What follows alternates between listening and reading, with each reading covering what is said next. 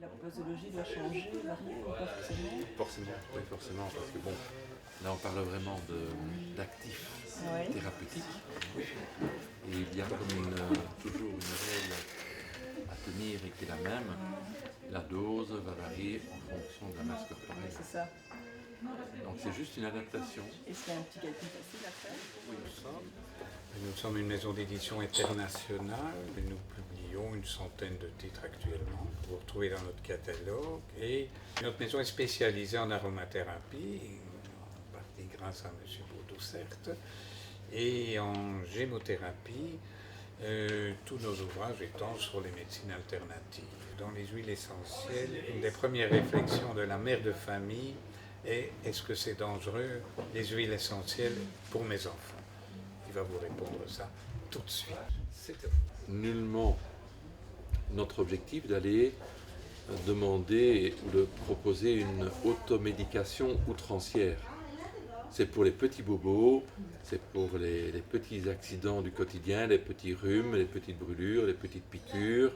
Dès l'instant où vous avez des bronchites, des otites ou des diarrhées importantes, bon, sachons rester dans notre cadre, dans nos limites, et la maman dira de toute façon, fort logiquement, je vais chez le médecin.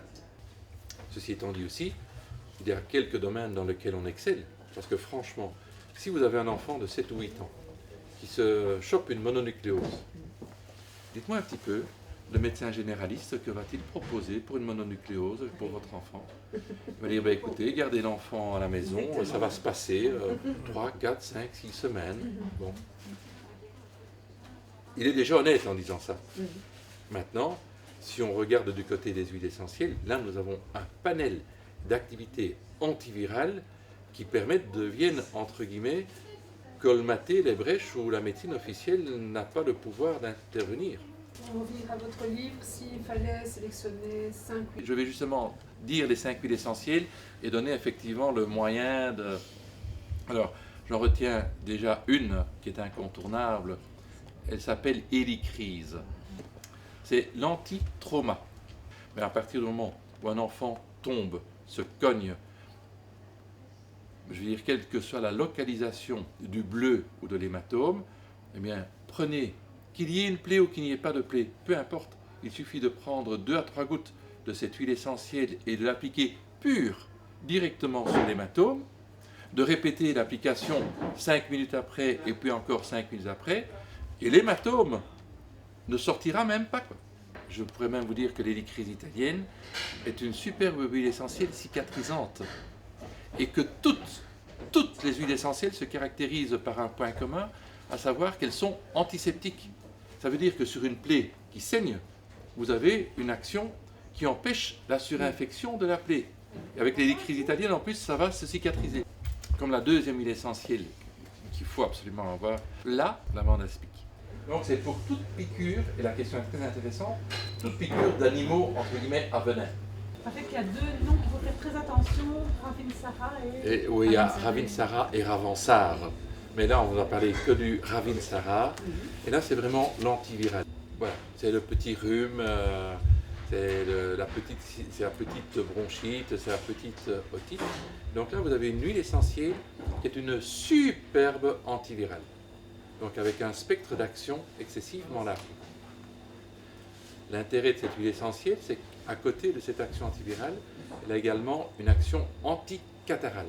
Ou si vous voulez, elle va permettre de décongestionner toute sphère respiratoire, toute sphère ORL qui serait encombrée par quelques mucosités.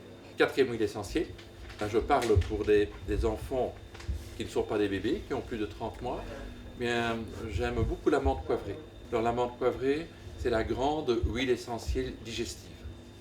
Ce qui veut dire que si vous avez un enfant qui s'est goinfré, il est clairement à l'indigestion, eh bien vous pouvez soutenir toute sa fonction digestive et toute sa fonction hépatique pour que le tube digestif accélère un petit peu son travail de traitement de tout aliment qui aurait été ingéré.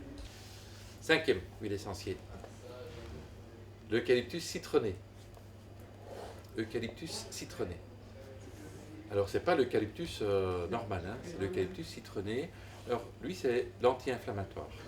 Anti-inflammatoire que je vais pouvoir mettre sur de l'eczéma, que je vais pouvoir mettre sur une piqûre de moustique, bref, sur toutes les peaux qui sont irritées, rougies. Sur une piqûre de moustique, je peux l'utiliser pure, par exemple. Et sur un eczéma, je vais quand même diluer en mettant toujours au minimum une même quantité d'huile végétale.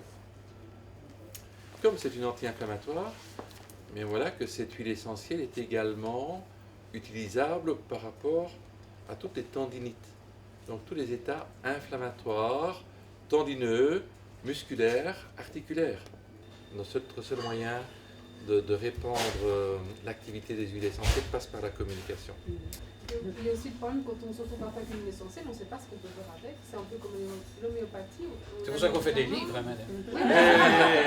Voilà, c'est quoi, mais c'est peut-être ça aussi. C'est l'information à tous les étages, des petits livres de sensibilisation pour le consommateur lambda. Et puis en diffusion, il va dire waouh, ça marche. Après sur le bébé, ah chouette, la colique s'en est trouvée résolue. Et puis on va penser à la tendinite du mari. Hein, et puis on va penser et comme ça, si vous voulez, c'est pas de 7 à 77 ans, c'est de la naissance à la mort. Vous avez un livre aussi sur la cosmétique. Bien sûr. Livre sur la dermocosmétique, bien sûr. Et puis on accompagne le consommateur dans l'évolution de ses connaissances. Et bien voilà, donc je vous remets volontiers une petite carte à consommer sans modération.